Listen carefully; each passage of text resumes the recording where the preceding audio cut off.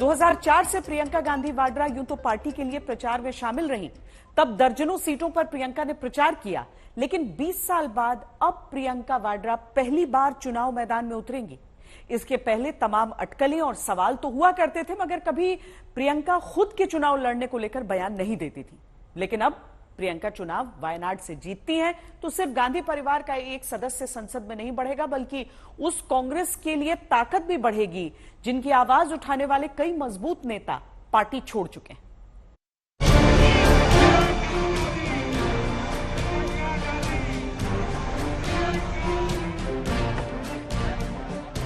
जनसभाओं से, मंचों से, रैलियों के मैदानों से कांग्रेस के लिए लगातार सियासी डंका बजाने वाली प्रियंका को लेकर वर्षों से सवाल होता रहा कि वो अपनी चुनावी राजनीति की शुरुआत कब करेंगी।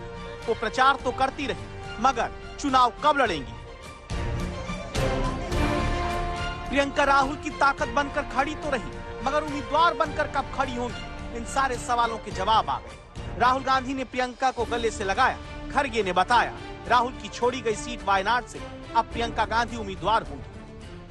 वायनाड से खाली सीट पे प्रियंका जी लड़ना चाहिए। इस ऐलान के साथ ही प्रियंका गांधी की संसदीय राजनीति की शुरुआत हो सकती है। चंद रोज पहले ही जब प्रियंका कांग्रेस का प्रचार कर रही थी तो आज तक ने सवाल किया कि वो चुनावी मैदान में कब उतरेंगी। प्रियंका ने क्या जवाब दिया था, सुनिए। मैं प्रत्याशी बनना चाहूंगी, नहीं बनना चाहूंगी, सच्चाई है कि मैंने ये सोचा ही नहीं है।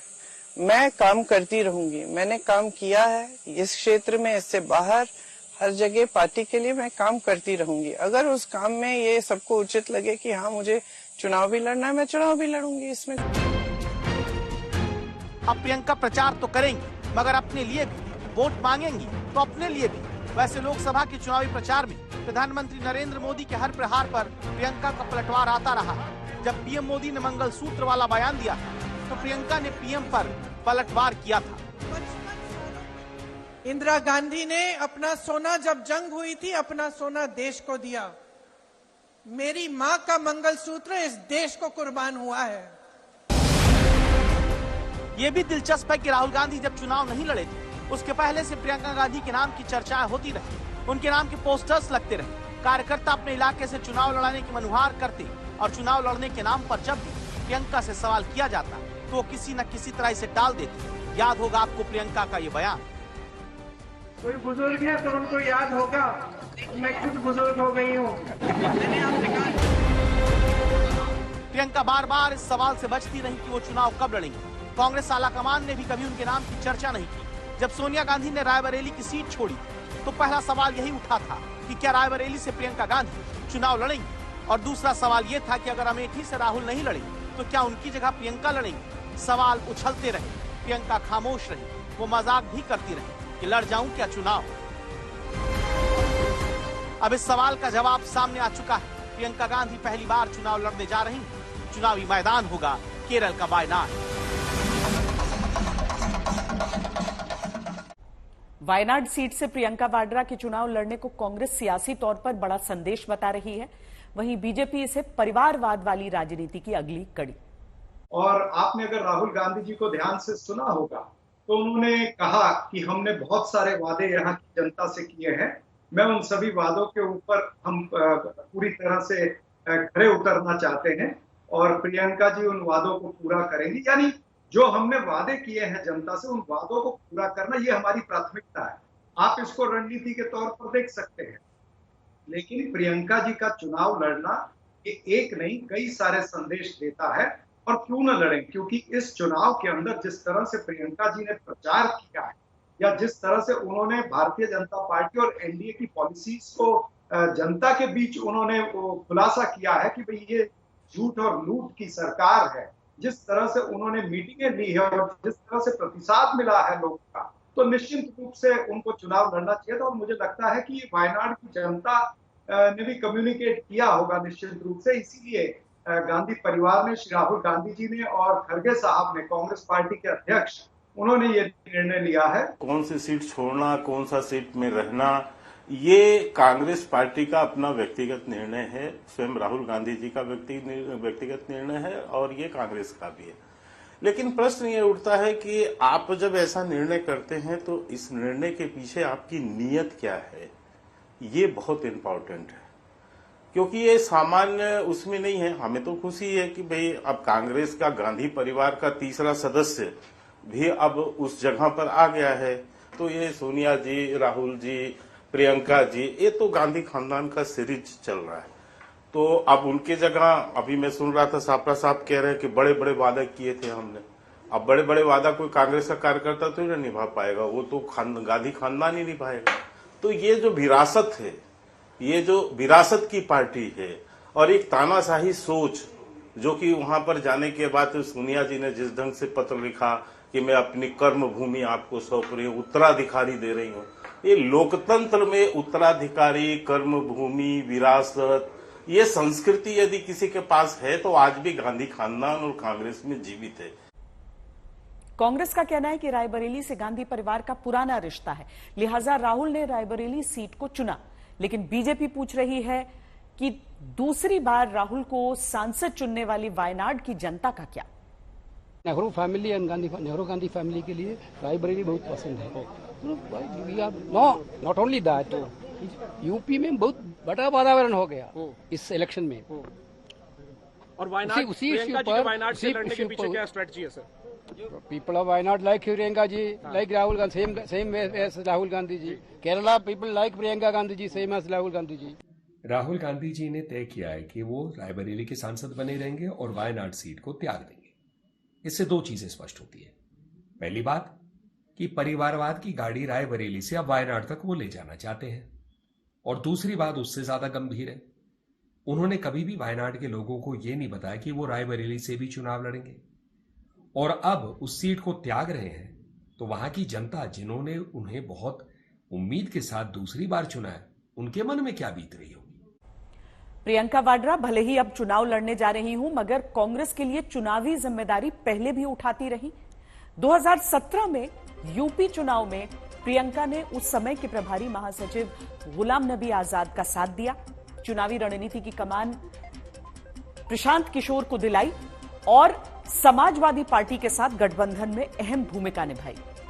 2018 में 3 राज्यों में कांग्रेस की जीत के बाद 3 मुख्यमंत्रियों को चुनने में प्रियंका की अहम भूमिका बताई जाती है।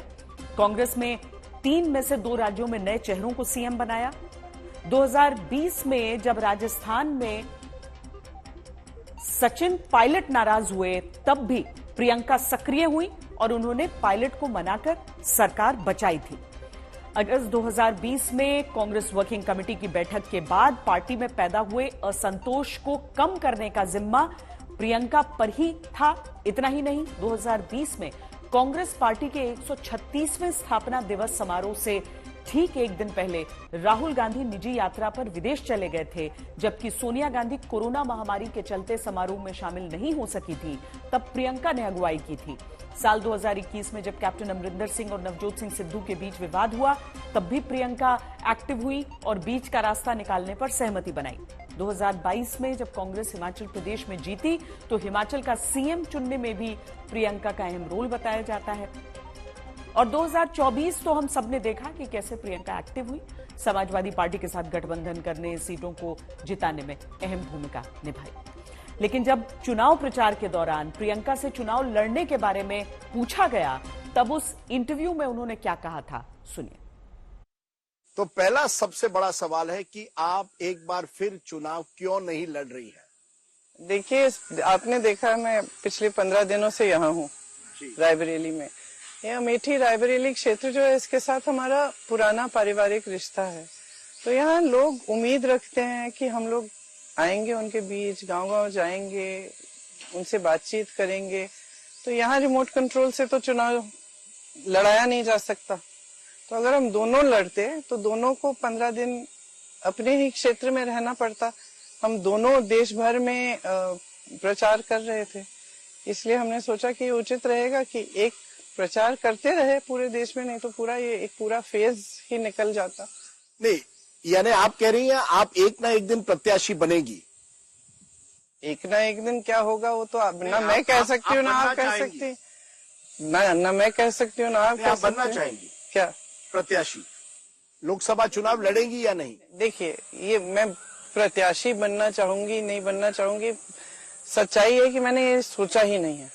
मैं काम करती रहूंगी, मैंने काम किया है इस क्षेत्र में, इससे बाहर हर जगह पार्टी के लिए मैं काम करती रहूंगी। अगर उस काम में ये सबको उचित लगे कि हाँ मुझे चुनाव भी लड़ना है, मैं चुनाव भी लड़ूंगी, इसमें कौन सी मतलब इसको इतनी बड़ी बात क्यों बना रहे हैं? मैं बताऊंगा 1 मिनट में कि क्यों बड़ी बात है, क्योंकि इस समय पहला सवाल ये उठता है कि एक प्रचार अब चला है कि राहुल गांधी अमेठी छोड़कर भागकर, स्मृति ईरानी और बीजेपी के शब्द हैं, रायबरेली आ गए हैं। तो इसका मतलब है या प्रियंका गांधी चुनाव नहीं लड़ रही क्योंकि वो हार से डर रही है। तो ये जो एक प्रचार बीजेपी ने किया है कि राहुल गांधी भाग गए, प्रियंका गांधी चुनाव से डर रही है, इसका कैसा अगर आप चुनाव नहीं लड़ेंगी तो सामना कैसा करेंगे? देखिए, बताइए, गुजरात से मोदी जी नहीं लड़ रहे हैं, क्या वो डर गए, वहां से भाग गए क्या?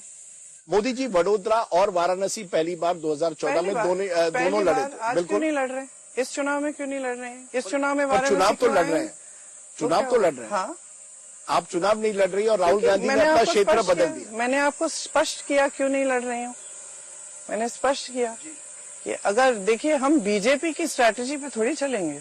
बीजेपी जो चाहेगी वो हम करेंगे। हम दोनों बैठ जाएं एक जगह और देश भर में कोई प्रचार न करे, ये तो बीजेपी के लिए अच्छा होगा, ये कांग्रेस के लिए तो अच्छा नहीं है कि नहीं? तो हम उनकी स्ट्रैटेजी पे चलें, ये तो मुझे उचित नहीं लगता बिल्कुल। नहीं, हम तो वो करेंगे ना जो हम सोचते कि हमारे लिए, हमारी पार्टी के लिए अच्छा है। राहुल गांधी अमेठी छोड़कर रायबरेली, तो इसमें कौन सी बड़ी बात है? उनकी माँ का संसदीय क्षेत्र है ये, लेकिन और अमेठी छोड़ी थोड़ी है। अमेठी में किशोरीलाल शर्मा जी चुनाव लड़ रहे हैं, एक मजबूत प्रत्याशी हैं, जीतेंगे चुनाव। 40 सालों के लिए उन्होंने अमेठी की सेवा की है, गांव-गांव जानते हैं, मेरे साथ कंधा से कंधा लगा के काम किया है, तो छोड़ा थोड़ी है अमेठी को। अमेठी और रायबरेली को हम कभी छोड़ ही नहीं सकते। अमेठी और रायबरेली हमारा रिश्ता ही अलग है इन दोनों क्षेत्रों के साथ। क्या रिश्ता है? क्योंकि आपने एक भाषण किया था अमेठी में, बड़ी भावुक हो गई थी।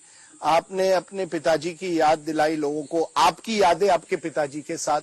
ये जो भावुक रिश्ता है, क्या ये भावुक रिश्ते पर आप अमेठी और रायबरेली की राजनीति कर रही हैं? क्योंकि ये आपकी धारणा है, ये मीडिया और बीजेपी यही प्रचार करना चाहती है कि इस रिश्ते में सिर्फ भावनाएं हैं और सिर्फ एक क्या कहते हैं, जज्बातों का रिश्ता है। ये एक बहुत ही गहरा जज्बाती रिश्ता है, इसको मैं बिल्कुल नहीं नकारती। इसको हम पूरे परिवार, सारे परिवार के सदस्य इसको स्वीकारते हैं।